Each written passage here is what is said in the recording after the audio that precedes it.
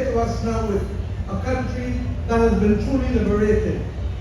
and that has created opportunities for a larger percentage of our people than most across the developing world,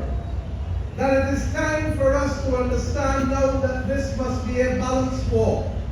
Yes, governments and our other institutions in civil society and elsewhere will do what they have to do, but the average Barbadian now must be prepared to step up and to play their part, jettisoning the habits that will undermine our progress, and recognizing that ultimately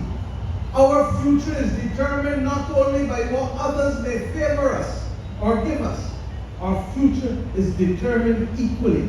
by what we are prepared to put in and how we are prepared to discipline ourselves, how we are prepared to think outside of the box, how we are prepared to have difficult conversations with each other without being offensive to each other,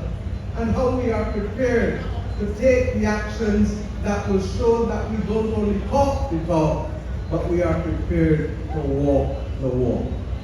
My friends, the institutions that we celebrate today, the labor unions of Barbados, have distinguished themselves globally. And you only need to go and speak to anyone from the International Labour Organization to know the high regard with which our unions, our labour movement is held globally, our private sector, and indeed the government and the example of the social partnership. But we can't rest on these laurels because they will not get us home safely alone. The essential ingredient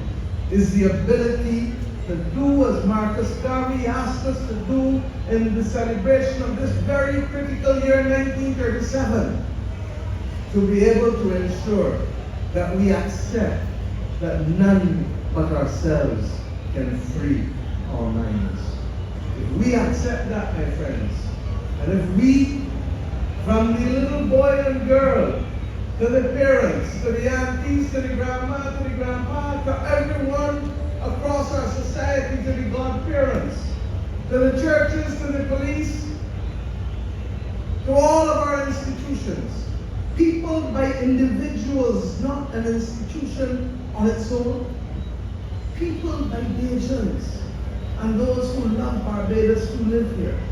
If we accept that we have the power to step up and make that difference, then when we start to add 1 plus 1 plus 1 plus 1 plus 1, what appears to be a lack of appreciable progress on your individual part will become monumental progress for the nation that we love. I can only hope that we, across this nation, recognize that the pursuit of individual happiness and the pursuit of individual wealth will not keep us safe from the clutches of social implosion and from the clutches of social decay.